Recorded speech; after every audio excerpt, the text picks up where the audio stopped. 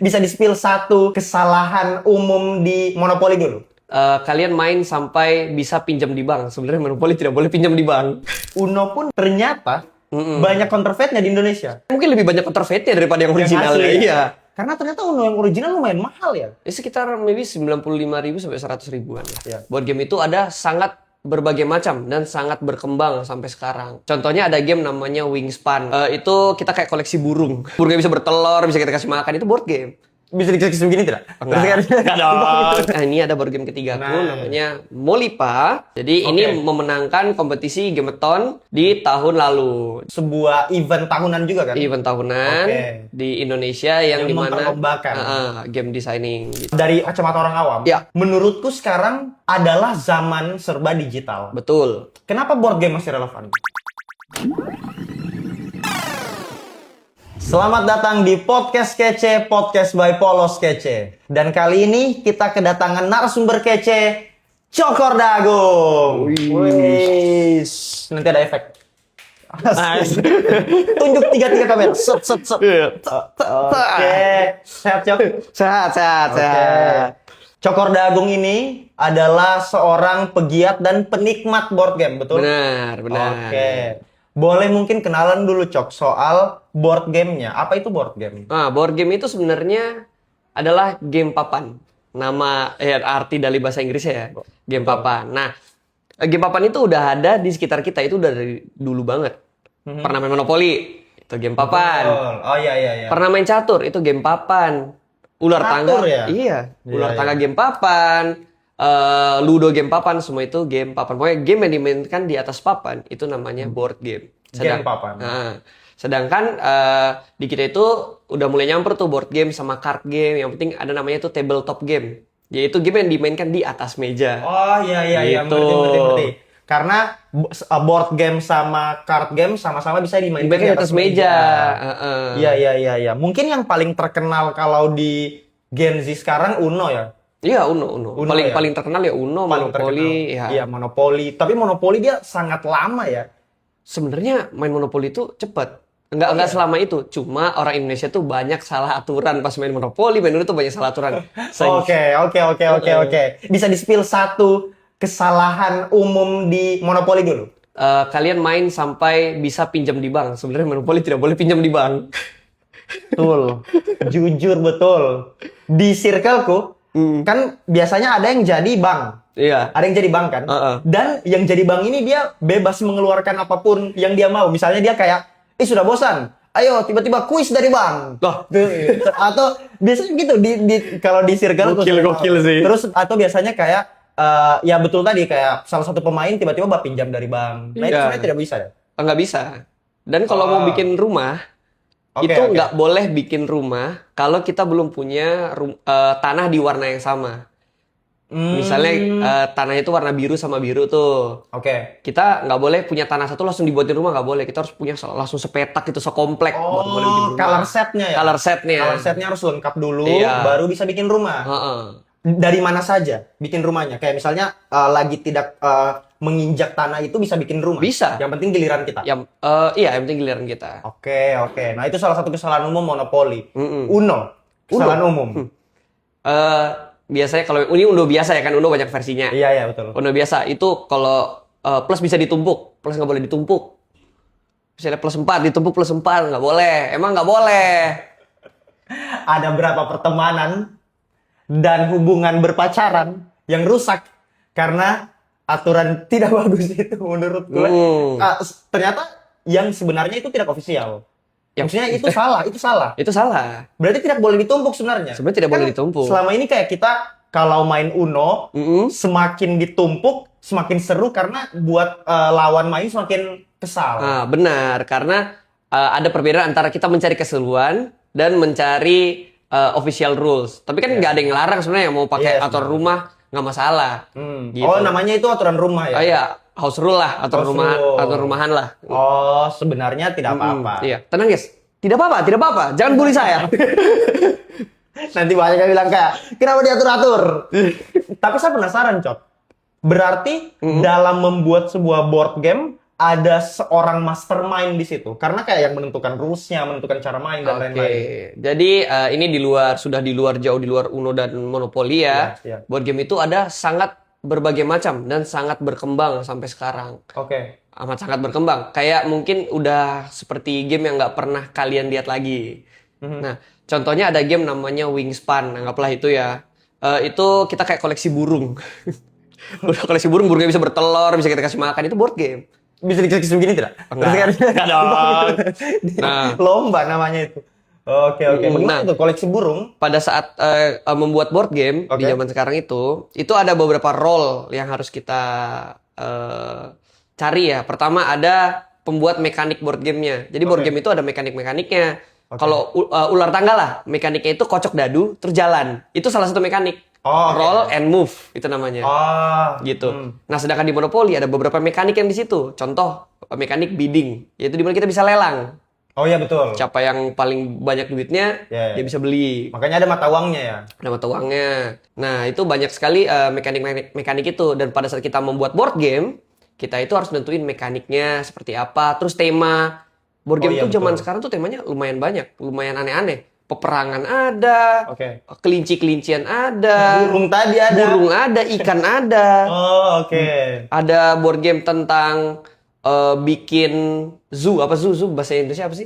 Kebun binatang. Kebun binatang ya, kebun binatang. Wow. Ada mengelola kebun binatang. Keren. Sebenarnya mirip-mirip game mobile dan game digital ya. Ya bahkan beberapa game digital itu dijadiin board game juga. Nah, ini menarik, Cok. Saya penasaran dari kacamata orang awam. Ya. Menurutku sekarang adalah zaman serba digital. Betul. Kenapa board game masih relevan? Oke, kita kembali ke negara di mana board game itu sangat berkembang ya teman-teman. Itu ada di Jerman. Di Jerman itu kayak pusatnya board game perkembangan board game lah gitu. Nah, di sana itu cenderung orang itu merasa lebih punya quality time ketimbang main sesuatu yang digital. Karena kita face to face nih, ngelihat main board game, kita saling ngelihat. Ketika kita misalnya contoh main Monopoly, tiba-tiba dia nginjek tanahnya kita, kan kita seneng, happy. Kita ngelihat mukanya temannya kita kayak jengkel lah segala macam. Dan di game digital kadang-kadang kurang bisa karena kita jauh-jauhan segala macam. Betul. Dan lebih berasa koneksi antar manusia. Jadi quality time lebih berasa. Makanya board game itu cenderung terus berkembang. Nah, perkembangannya itu juga kan ada beberapa board game yang diciptakan sangat mirip dengan game digital. Sehingga kita bisa ngelihat langsung aspeknya. Misalnya ada board game yang tentang figur-figur perang-perang. Kan ada figur peperangannya. Apalagi kita sebagai laki-laki mungkin ya. Jiwa mainan ya kan ngelihat mainan, seru nih. Ada bentuk fisiknya ya kan. Terus kamu bayangin, kocok dadu itu enaknya bukan di HP. Enaknya kocok, kan kita punya ritual. Iya betul. Gitu. Iya, dan tidak ada hambatan untuk kita melakukan gimmick-gimmick tambahan. Iya benar. Di game board game ya. Iya betul. Justru kayak ya buat teman-teman yang sering pengen ngurangin screen time, board game ini udah cocok banget lah. Makanya masih relevan ya. Berarti dirimu percaya kalau board game ini akan selalu relevan walaupun perkembangan game digital itu masif. Yep. Bahkan akan sangat jauh lebih besar daripada yang sebenarnya kita bayangkan. Contoh yang aku bilang tadi di Jerman, itu ada acara tahunan mereka, namanya Essenspiel. Nah, Essenspiel itu adalah acara board game terbesar di dunia. Jadi ada kayak luasnya kayak 4 atau 5 atau 6 kali lapangan bola. Semua dari seluruh penjuru dunia ke situ untuk bikin stand atau mengenalkan board game mereka. Kayak fair ya, expo. Kayak gitu. Betul. Tapi board game. Wah, keren. Berarti sebenarnya masih banyak sekali orang-orang yang familiar dan bahkan menjadi pegiat dan penikmat board game. Di Palu bagaimana? Di Palu itu kan ada. Itu saya bikin komunitas untuk kita berkumpul untuk mempelajari board game. Namanya RC Board Game Club. Nah, di situ kita itu udah banyak hal yang kita bikin ya. Dari saya sendiri, saya seorang content creator board game juga. Di situ kerjaannya kita tiap hari sebenarnya ya main board game. Karena board game itu tiap tahun itu betapa enaknya kerjaanmu. Enak loh sebenarnya. Jadi kayak misalnya di tiap bulan itu adalah misalnya contoh 20 board game rilisan terbaru. Setiap tahun itu ada ratusan bahkan ribuan mungkin yang baru dan kita harus pelajari semua. Karena banyak yang bisa kita pelajari dari Iya. board game. Bisa negosiasi, bisa bisnis, segala macam. Kan semua perhitungan Betul. ada di board game. Betul. Dan kalau Tergantung mekaniknya tadi ya. dan pas kita main board game, itu nggak berasa kayak kita lagi belajar. Misalnya Iya. game tentang Monopoly itu kan ada negosiasi, ada critical thinking segala macam. Betul. Decision making itu sangat dipertaruhkan. Mau bikin rumah kah? Iya. Mau lanjut kah? Mau beli tanahnya teman kah? Dan Iya, lain sebagainya. bisa. Nah, kalau di Monopoly kan bisa barter. Nah, itu kayak Barter. kita berpikir kayak ini barter ini untung nggak? Nah, itu kan secara tidak langsung kita belajar dengan cara yang lebih mengasihkan. Nah, selain kita pelajari itu, kita biasa ngumpul buat main board game aja. Dan kita biasanya kalau dari saya sendiri itu udah mau beralih ke board game designer. Oh, board game. pembuat board game. Pembuat board game. Wow, oke. Dan sudah ada yang dibuat? Udah ada sebenarnya board game yang udah ada itu 5 board game. Oke. Tapi belum ada yang rilis satupun. Oke. Board game pertama, kedua itu sudah dibikin dan di stop aja. Wah, sayang sekali. Cost production-nya gede, Pak. Iya. Nah, board game ketiga itu, ini ada board game ketiga aku, Nah. namanya Molipa.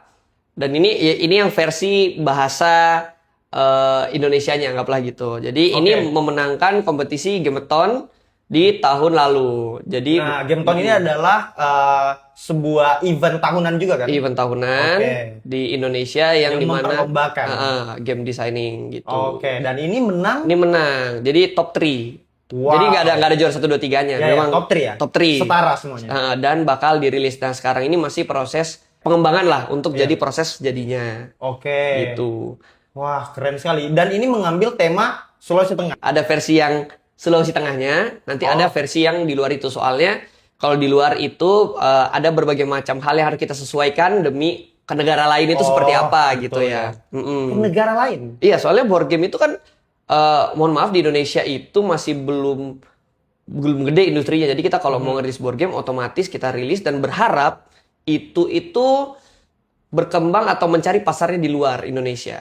Justru di luar ya? Nah, iya justru di luar. Nah, contoh nih, salah satu board game kita lagi. Salah satu board game dari Indonesia. Oke, board game itu kita. namanya board game Indonesia ya. Iya. Itu namanya Agak Jingso. take credit. Nah, ini nih Jingso. Nah, yang ini ya? Nah, ini karyanya orang Surabaya, namanya Martin Ang. Oh ya. Dia menang kejuaraan dunia, anggaplah gitu, di dunia board game. Setara dengan kejuaraan dunia, anggaplah Oscar-nya di dunia board game. Oh, internasional. berarti ya? Internasional, dia ngalahin bener-bener ratusan atau ribuan board game yang masuk nominasi di Jerman. Dan di Jerman. Di Jerman. Dan dia orang Indonesia pertama yang masuk nominasi dan orang Indonesia pertama yang langsung menang. Berarti masuk nominasi dan langsung menang. Langsung menang. Nama eventnya itu Spiel des Jahres. Oh, Jadi Game of the Year gitu dia. Game of the Year. Oke. Gitu. Wow, tapi menurutku itu agak ironi. Ketika kita memproduksi sesuatu, tapi justru pasarnya adalah di luar negeri. Justru yang mau spend uang untuk membeli karya kita adalah orang luar negeri. Iya. Kenapa kira-kira di Indonesia orang-orang belum pada mau beli board game? Oke, jadi ada beberapa hal yang akan aku kasih tahu. Oke. Pertama adalah sumber daya manusia. Oke. Oke, jadi memang board game itu mahal. Kita nggak bisa bohong. Itu betul. Board game itu mahal, tapi tergantung itu objektif ya. Mahal atau murah itu objektif. Nah, tapi kalau dari sudut pandang rata-rata dari SDM-nya Indonesia sendiri, untuk membeli board game itu mungkin ada yang mikir kayak, lebih baik beli makan. Yang kayak gitu. Dan itu nggak salah, itu nggak salah sama sekali. Itu nggak salah. Atau yang sama dengan itulah untuk hiburan. Misalnya, ya lebih baik download game gratis. Iya. Nah, misalnya toh. Karena mindsetnya masih ke arah sana. Mungkin karena memang belum merasakan board game yang lebih baru. Karena di matanya orang mungkin Indonesia, orang main board game tuh anak-anak. Jadi kayak, yang Monopoly doang ini gitu. Iya. Padahal board game itu ada banyak yang berat-berat yang bisa mainnya itu sampai 2 jam, 3 jam gitu. Nah, itu yang pertama. Yang kedua adalah banyaknya counterfeit atau barang KW. Betul sekali. Jadi, bahkan Uno pun ternyata banyak counterfeitnya di Indonesia. Kayak mungkin lebih banyak counterfeitnya daripada yang original. asli, ya? Iya. Karena ternyata Uno yang original lumayan mahal ya. Sekitar maybe 95.000 sampai 100 ribuan lah. Di bawah itu ada besar kemungkinan itu adalah Counterfeit. Biasanya KW. Oke. Ya, paling 10.000, 15.000 itu udah fix KW lah ya. Iya. Gitu. Bedanya di kualitas kartunya. Kualitas kartu dan sebenarnya kayak gimana ya? Kalau mau bilang kualitas kartu, siapa tahu dia bisa counterfeit kualitas bagus ya. Sebenarnya kalau kita mau analogikan itu sebuah karya. Misalnya itu karya, anggaplah itu karya ya. Misalnya ada kayak film bajakan sama nggak bajakan. Betul. Kalau kita mau nonton mungkin kualitasnya sama ya, karena shoot yang sedikit sama. Tapi yang satu bajakan, yang satu enggak. Gimana cara kita sebagai SDM menghargai itu? Nah gitu. Betul sekali. Yang mungkin yang menjadi tantangan itu ya, kayak rasa menghargai sebuah karya. Iya. Dan mungkin rasa menikmati kalau konsepnya adalah, kasusnya adalah main board game atau game digital, mungkin yang kita kurang pahami atau mungkin kayak masih belum masuk di kita adalah mindset kalau ada kenikmatan memegang barang yang fisik, Iya. dibanding yang digital tadi. Benar. Dan semua yang dirimu jelaskan tadi ya, yang kayak bisa main, gimmicknya lebih ada, lebih be in the present dan merasakan bersama teman-teman. Iya benar. Dan lain segala macam. Oh, menarik. Gitu sih. Sebenarnya saya sudah merasa kalau kita itu punya banyak masalah di menghargai hal-hal yang fisik. Misalnya buku pun sekarang banyak yang bajak secara digital dan lain sebagainya. Benar. Nah, tapi kau masih punya harapan? Sangat besar harapan ya gara-gara Jingso menang. Iya. Itu mungkin di dunia board game sekarang di Indonesia itu lagi naik semua hype-nya. Soalnya kalau saya pribadi, lumayan pesimis. Tapi dirimu masih punya harapan? Punya harapan, asal kita berjuang untuk diri kita sendiri. Menurutku ya. Oke. Sorry itu saya pada saat kita terjun ke sebuah industri akan sangat baik untuk tidak mengharapkan sesuatu dari apa yang di sekitarmu. Kalau kau bisa rubah, kau yang rubah. Nggak begitu. Kayak Jingso ini, nggak disupport-supportnya mungkin sama lingkungan sama apa. Ya udah dia gas sendiri aja. Betul gitu. juga. Dia gas sendiri. Nah, ini misalnya gitu. Cerita di baliknya pasti dia lumayan struggle juga untuk ada struggle. Support sih memang ada, tapi mungkin tidak terlalu besar, maybe. Iya. Nah, itu saya nggak tahu juga karena bukan saya yang buat ya. Iya. Karena yang saya tahu ini barang ini dibikin selama 2 tahun. Wow. 2 tahun lamanya. 2 tahun untuk merancang game ini. Benar. Mekaniknya, produksinya, desainnya, dan segala macamnya. 2 tahun lamanya itu. Kalau untuk pertanyaan terakhir di podcast kita, pengalaman pribadimu bagaimana dengan Molipa? Wah, itu Sesulit apa dan tidak ada support apa? pertama kita butuh support dana sebenarnya. Tidak ada dana itu susah karena kita nyetak sana sini kan. Oke. Yang kedua adalah SDM. Nah, di Molipa pun ini kita bikinnya ramean, yang tersisa tinggal saya sendiri karena memang ini barang nggak ada uangnya. Oh, benar. Itu. Iya. Nah, berikutnya untuk bikin konsep, test playing itu kita nggak harus ngetes terus gamenya dan segala macam.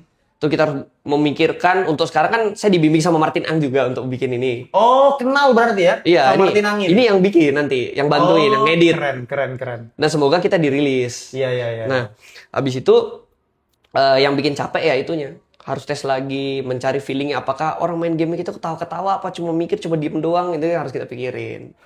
Nah, salah satu alasan yang menjadi susah pada saat itu kembali lagi yang masalah board game untuk di Indonesia sendiri adalah penggunaan bahasa Inggris yang kurang.